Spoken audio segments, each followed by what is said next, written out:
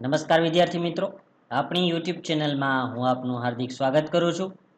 આજે આપણે ધોરણ 7 વિષય ગુજરાતીમાં પ્રકરણ નંબર 5 તમે સાપથી ડરો છો કે? તો આ પાઠના સ્વાધ્યાયનું સંપૂર્ણ સોલ્યુશન આપણે આજે અમારી યુટ્યુબ ચેનલ પરથી કરવા જઈ રહ્યા છીએ. આ અગાઉ 1 થી 4 પાઠના તમામ સ્વાધ્યાયના પ્રશ્નોના જવાબ, ખાલી જગ્યા વગેરે તમામ સોલ્યુશનો અમારી યુટ્યુબ ચેનલ પર અપલોડ થઈ ગયેલા છે. તો આવા જ દરેક પાઠના સંપૂર્ણ સ્વાધ્યાયનું સોલ્યુશન જોવા માટે અમારી યુટ્યુબ ચેનલને સબસ્ક્રાઇબ કરી બાજુમાં આપેલા બેલ આઇકોનને પ્રેસ કરજો. અને અમારા વોટ્સએપ ગ્રુપમાં જોડાવવું હોય તો નીચે આપેલા ડિસ્ક્રિપ્શન બોક્સની અંદરથી તમને લિંક મળી રહેશે, ત્યાંથી તમે અમારા વોટ્સએપ ગ્રુપમાં જોડાઈ શકો છો. તો ચાલો હવે આપણે શરૂ કરીએ. ધોરણ 7 વિષય ગુજરાતી પ્રકરણ નંબર 5 તમે સાપથી ડરો છો કે, તેના સ્વાધ્યાયનું સંપૂર્ણ સોલ્યુશન. જેમાં સૌથી પહેલો પ્રશ્ન તમને આપેલો છે વાતચીત તરીકે, સાપ વિશે તમે શું શું જાણો છો કહો. તો અહીંયા તમે જે કંઈ પણ જાણતા હોય તમારા શબ્દોમાં પણ લખી શકો છો. જેમ કે પહેલું, બધા જ સાપ ઝેરી હોય છે, સાપ ઉડી શકે છે, નાગ મદારીની બીન સાંભળીને ડોલે છે, કેટલાક સાપ 2 મોંવાળા હોય છે, નાગના માથા પર મણી હોય છે, સાપ 100 ફૂટથી વધુ લાંબા હોય છે, ઘણા સાપ 100 વર્ષથી વધુ ઉંમરવાળા હોય છે, અને આવા સાપને મૂછો હોય છે. સાપનું ઝેર તેના લોહીમાં રહેલું હોય છે. સાપને મારી નાખો તો નરને મારતા માદા અને માદાને મારતા નર બદલો લે છે. સાપની કાંચળી તિજોરીમાં રાખવાથી લક્ષ્મી એટલે કે પૈસા ઘરમાં આવે છે. સાપ ખજાનાની ચોકી કરે છે. કેટલાક સાપના પડછાયાથી મનુષ્ય આંધળો બની જાય છે. સાપ વર્ષો સુધી ભૂખ્યો કે ખાધા પીધા વગર રહી શકે છે. મંત્રવિદ્યાથી સાપને બોલાવી સાપ પાસે મદારીઓ ઝેર ચૂસાવે છે. બીજો પ્રશ્ન, તમે સાપ ક્યાં ક્યાં જોયા છે? મેં પ્રાણી સંગ્રહાલયમાં કાચની કેબિનોમાં પૂરાયેલા ઘણા સાપ જોયા છે, પરંતુ ખુલ્લામાં સાપને મેં એકવાર મારા ખેતરમાં જોયો હતો. પ્રશ્ન 3, તમારા ઘરમાં અચાનક સાપ આવી ચડે તો તમે શું કરો? મારા ઘરમાં અચાનક સાપ આવી ચડે તો સૌપ્રથમ પરિવારના બધા જ સભ્યોને હું સાપથી સુરક્ષિત અંતર રાખવાનું જણાવું. ત્યારબાદ અનુભવી વ્યક્તિ કે સાપ પકડનાર સંસ્થાનો સંપર્ક કરી સાપને પકડીને તેના રહેઠાણ જેવા કે અવાવરું જગ્યા કે જંગલમાં પાછો છોડી આવવાની વ્યવસ્થા કરવા જણાવો. પ્રશ્ન 4 જોઈએ, કોઈને સાપ કરડે તો શું કરવું જોઈએ? જ્યારે કોઈને સાપ કરડે ત્યારે અંગ પર તેના કરડિયાની ઉપરની બાજુ સખત રીતે મજબૂત દોરી અથવા કપડું બાંધી દેવું જોઈએ, કે જેથી જો સાપ ઝેરી હોય તો તેનું ઝેર આખા શરીરમાં ન ફેલાય. પછી તેને નજીકની હોસ્પિટલમાં લઈ જઈને સારવાર અપાવવી જોઈએ. જો સાપ ઝેરી હોય તો તેને ઝેર વિરોધી રસી અપાવવી જોઈએ. ત્યારબાદ આગળનો 5મો પ્રશ્ન તમને આપેલો છે, નાગપાંચમે શું શું કરવામાં આવે છે? નાગપાંચમે ઘરની સ્ત્રી દ્વારા નાગદેવતાનું વ્રત રાખવામાં આવે છે. આ વ્રતમાં સવારે નાહી ધોઈને પાણિયારે કંકુથી નાગ આડેખવામાં આવે છે. તેને ધૂપ દીપ, નાળિયેરનો પ્રસાદ અને કુલેરનું નૈવેદ્ય ધરાવવામાં આવે છે. જે સ્ત્રીએ વ્રત કર્યું હોય તે સ્ત્રી આગળના દિવસે બનાવેલ બાજરીનો રોટલો દિવસમાં 1 ટંક જમે છે. બાકીનો દિવસ ઉપવાસ કરે છે. નાગપંચમીની વ્રત કથાનું શ્રવણ કથન કરે છે. ત્યારબાદ 6થો પ્રશ્ન જોઈએ, ઉપવાસ અને વ્રતમાં શો ફેર હોય છે? નિયમિત તરીકે 24 કલાક કે એનાથી વધુ સમય માટે ખોરાક ન લેવાની ક્રિયાને ઉપવાસ કહે છે. વ્રત એટલે નિયમ લઈને આચરવામાં આવતી સંયમાત્મક ધાર્મિક ક્રિયા. પ્રશ્ન બીજો તમને આપેલો છે, પાઠની શરૂઆતની 10 લીટી ધ્યાનથી વાંચી પછી ઘટનાની સામે સોનલે શું કર્યું તે જોડો. તો અહીં તમારે એ ઘટના આપેલી છે અને સોનલની ક્રિયા આપેલી છે. જેમ કે ભાભી પાણિયારા પર નાગનું ચિત્ર આડેખતા હતા સોનલને અચરજ થયું. તું ત્યાં જ ઊભી રહે અને ધ્યાનથી જો. સોનલ પારિયાણા પાસે પાછી આવી ગઈ. કુલેરનું નૈવેદ્ય ધર્યું હતું. સોનલના મોંમાં પાણી આવ્યું. ભાભી ગઈકાલનો બનાવેલો રોટલો આજે એકવાર ખાશે એમ શું કરવા કરતા હશે તેવો પ્રશ્ન થયો. ચાલો, ત્યારબાદ પ્રશ્ન નંબર 3. સોના આવું કોને પૂછે કહે છે? ભાભી આજે પાણિયારા પર નાગ કેમ આડેખે છે? તેની બાન. ભાભી નાગને બદલે ઉંદરનું ચિત્ર આડેખે તો શું થાય? તેના ભાઈને. મને તો નાગની વાતો સાંભળીને બહુ બીક લાગે છે. તેના ભાઈને. તો મદારીની મોરલીએ સાપ ડોલે છે એ વાત ખોટી? તેના ભાઈને કહે છે આ વસ્તુ. ત્યારબાદ પ્રશ્ન નંબર 4 જોઈએ. જોડીમાં ચર્ચા કરો અને નીચેના વિધાનો પૈકી જે વિધાનોમાં સાપ વિશે હકીકત રજૂ થઈ હોય તો હા અને સાપ વિશે પ્રવર્તતી ખોટી માન્યતા રજૂ થઈ હોય તો ના લખવાનું છે. કે જેમ કે સાપ દૂધ પીવે છે તો જેમાં જવાબ હા અને ના. સાપને 2 જીભ હોય છે? ના. નાગનો મણી બહુ કિંમતી હોય છે? ના. સાપ ઘરડો થાય ત્યારે તેને મૂછ ફૂટે છે? ના. સાપ પૂરેપૂરી કાંચડી ઉતારી ન શકે તો માંદો પડી જાય? ના. બધા સાપ ઝેરી હોતા નથી? હા. સાપ બહુ દૂર જોઈ શકે છે? ના. સાપને કાન હોતા નથી? હા. ઉદાહરણ વાંચો અને સમજો. આવા બીજા વાક્યો અને તેનો અર્થ લખો. બધા સાપ ક્યાં ઝેરી હોય છે? બધા સાપ ઝેરી હોતા નથી. તો ચાલો જોઈએ હવે તેમાં બધા છોકરા ક્યાં તોફાની હોય છે? બધા છોકરા તોફાની હોતા નથી. બધા દિવસો ક્યાં સારા હોય છે? બધા દિવસો સારા હોતા નથી. બધા કામ ક્યાં અઘરા હોય છે? બધા કામ અઘરા હોતા નથી. પ્રશ્ન નંબર 6 જોઈએ. તો કૌંસમાં આપેલા શબ્દોમાંથી યોગ્ય શબ્દ પસંદ કરી શબ્દ સમૂહ માટેનો સાચો શબ્દ લખો.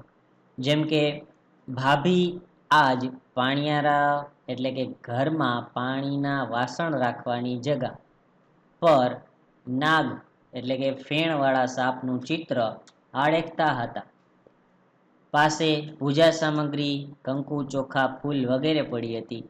તેમણે કુલેર, ઘી ગોળ સાથે ચોરેલો બાજરી વગેરેનો લોટ નું નૈવેદ્ય દેવોને ધરાવેલી ખાવાની વસ્તુ ધર્યું હતું. આજે એ એકટાણું પણ કરશે. ત્યારબાદ પ્રશ્ન 7 જોઈએ. લીટી દોરેલા રૂઢિપ્રયોગનો અર્થ કૌંસમાંથી શોધી તેની નીચે લીટી દોરો. આ રૂઢિપ્રયોગનો ઉપયોગ કરી તમે બીજું વાક્ય બનાવો.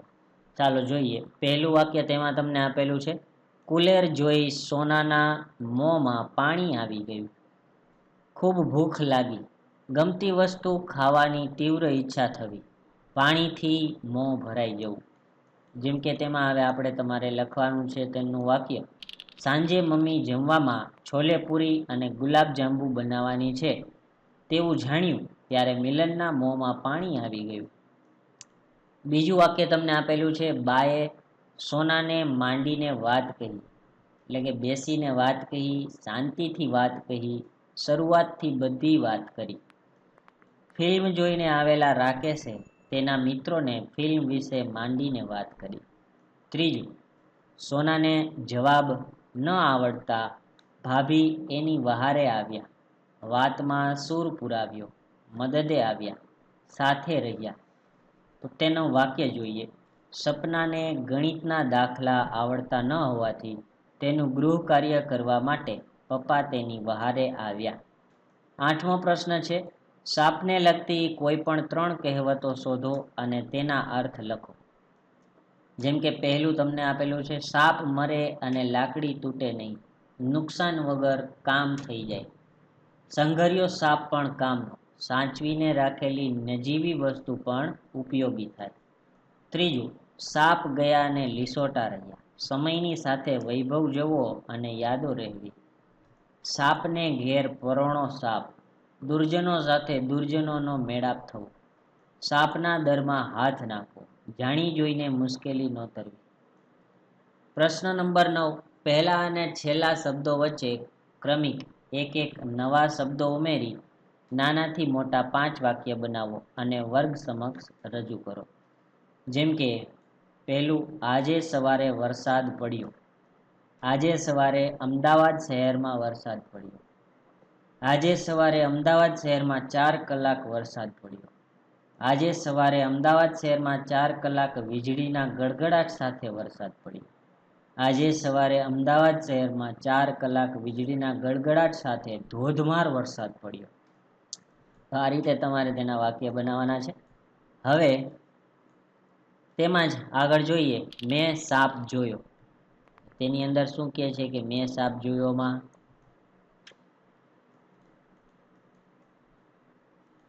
તો આગળ જોતા જઈએ આપણે, તો તેની અંદર ક્વેશ્ચન તમને આપેલો છે, મેં શાળાએ જતા સાપ જોયો. મેં શાળાએ જતા સુભદ્રા કાકીના ખેતરમાં સાપ જોયો. આમાં ફરીથી આ બે શબ્દો અને વચ્ચે તમારે પૂરેપૂરા વાક્ય લખતા જવાના છે. તો અહીંયા મેં 5 વાક્ય તમને લખીને આપેલા છે, તે પણ તમે આ રીતે લખી અને બુકની અંદર નોટ ડાઉન કરી લેજો. ત્યારબાદ પ્રશ્ન 10, ઉદાહરણ મુજબ વાક્ય લખો. હું બજાર ગયો હતો. હું બજાર જાઉં છું. હું બજાર જઈશ. બીજું, અમે સાપ જોયો હતો. અમે સાપ જોઈએ છીએ. અમે સાપ જોઈશું. ત્રીજું, અમે ગીરના પ્રવાસે ગયા હતા. અમે ગીરના પ્રવાસે જઈએ છીએ. અમે ગીરના પ્રવાસે જઈશું. ભરતે પતંગ ચગાવ્યો હતો. ભરત પતંગ ચગાવે છે. ભરત પતંગ ચગાવશે. મિતાલીએ ગૃહ કાર્ય કર્યું હતું. મિતાલી ગૃહ કાર્ય કરે છે. મિતાલી ગૃહ કાર્ય કરશે. સાહેબે વ્યાકરણ શીખવ્યું હતું. સાહેબ વ્યાકરણ શીખવે છે. સાહેબ વ્યાકરણ શીખવશે. પ્રશ્ન 11મો જોઈએ, કે જેમાં તમારે પ્રશ્નના ઉત્તર એટલે કે હવે આ પ્રશ્નો જે છે એ તમારે પરીક્ષાની અંદર પૂછાઈ શકે તેવા પ્રશ્નો હોય છે. વ્રત એટલે શું? વ્રત શા માટે કરવામાં આવે છે? જેમાં વ્રત એટલે નિયમ લઈને આચરવામાં આવતી સંખ્યાત્મક ધાર્મિક ક્રિયા. હિન્દુ અને જૈન ધર્મમાં વ્રત એ ઉપાસનનું મહત્વનું અંગ છે. વ્રત કરવાથી તમારી આધ્યાત્મિક ઉન્નતિ થાય છે. તમારામાં સકારાત્મક ઉર્જાનો સંચાર થાય છે. સાથે સાથે તમારા હૃદયની તંદુરસ્તી, મગજની ક્ષમતા અને રોગ પ્રતિકારક શક્તિ વધે છે. આમ વ્રતથી સ્વાસ્થ્ય માટે પણ ઘણો ફાયદો થાય છે. પ્રશ્ન બીજો તમને આપેલો છે, સાપ માણસ જાતને શી રીતે ઉપયોગી બને છે? સાપ સંપૂર્ણ માંસાહારી જીવ છે અને તેના ખોરાકમાં નાના જીવડા, ઈયળોથી લઈને નાના મોટા પ્રાણીઓ છે. મુખ્યત્વે 80% સાપ ઉંદર પ્રજાતિના પ્રાણીઓ ઉપર નિર્ભર છે. ખેતરોમાં અને ગોડાઉનોમાં અનાજનો સૌથી વધુ બગાડ આવા પ્રાણીઓ જ કરે છે. એક સંશોધન મુજબ પુખ્ત વયનો સાપ સરેરાશ રોજ 3 થી 5 ઉંદર પ્રજાતિના પ્રાણીઓનો શિકાર કરે છે. ભારતમાં જે કુલ પાક થાય છે તેનો સૌથી વધુ 23% બગાડ ઉંદરો કરે છે. ઉંદરોની પ્રજોપ્તિ ખૂબ ઝડપથી થાય છે. આથી જો સાપ ઉંદરોને ખોરાકમાં ન લે તો અનાજનો જથ્થો ઘણો ઓછો થઈ જાય. આ ઉપરાંત સાપનું ઝેર કેટલીક જીવનરક્ષક દવાઓ માટે ખૂબ જ ઉપયોગી છે. લકવા માટે, થ્રોમ્બોસિસ માટે, લોહી વહેતું અટકાવવા માટે, કેટલાક અંશે કેન્સર માટે અને ખાસ કરીને વિષ પ્રતિરોધક રસી બનાવવા માટે ખૂબ ઉપયોગી છે. ત્રીજો પ્રશ્ન, નાગણના બધા બચ્ચા સાથી જીવતા નહીં હોય. નાગણ એક સાથે 50-55 જેટલા ઈંડા મૂકે છે, પરંતુ નાગણના બચ્ચા ઈંડામાંથી નીકળ્યા બાદ માતાથી સ્વતંત્ર વિચરણ કરતા હોય છે. નાના હોય ત્યારે એમના પ્રાકૃતિક દુશ્મનો ઘણા હોય છે. આથી જ્યારે તેઓ નિસહાય અવસ્થામાં હોય ત્યારે જ મોટાભાગના બચ્ચાઓનો શિકાર થઈ જાય છે. આથી નાગણના બધા બચ્ચા જીવિત રહેતા નથી.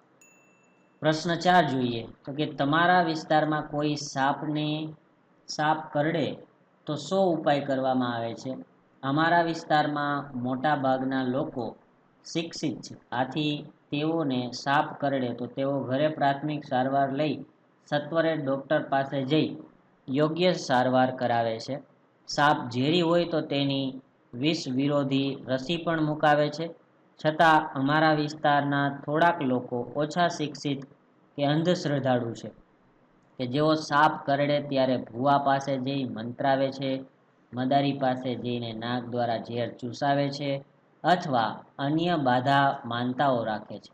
આમ કરવાથી જેને સાપ કરડ્યો હોય તે વ્યક્તિ શારીરિક રીતે ઘણી દુઃખી થાય છે અને ક્યારેક ઝેરી સાપ કરડ્યો હોય તો તેનું મૃત્યુ પણ થાય છે. ત્યારબાદ પ્રશ્ન નંબર 12, કાવ્યનું પઠન કરો. કવિએ કરેલા વ્યંગને શિક્ષકની મદદથી સમજો. સાપ: સચ્ચિદાનંદ હીરાનંદ વાત્સ્યાયન अज्ञेय। साप: तुम सभ्य तो हुए नहीं, नगर में बसना भी तुम्हें नहीं आया। एक बात पूछूं उत्तर दोगे, तब कैसे सीखा डसना, विष कहाँ पाया। તો અહીં વિદ્યાર્થીઓએ આ વ્યંગને સમજવા માટે શિક્ષકની હેલ્પ લેવાની રહેશે. તો વિદ્યાર્થી મિત્રો, અહીંયા આપણે ધોરણ 7ના વિષય ગુજરાતીના પ્રકરણ નંબર 5ના પાઠ સ્વાધ્યાયનું સોલ્યુશન સંપૂર્ણ કરીએ છીએ. વધુ આવા જ તમામ પાઠના સ્વાધ્યાયના સોલ્યુશન જોવા માટે અમારી યુટ્યુબ ચેનલને તમે આજે જ સબસ્ક્રાઈબ કરી બાજુમાં આપેલા બેલ આઇકોનને પ્રેસ કરજો અને આ વિડીયોને વધુને વધુ શેર કરજો તેવી મારી આપ સૌને વિનંતી છે. આવજો વિદ્યાર્થી મિત્રો.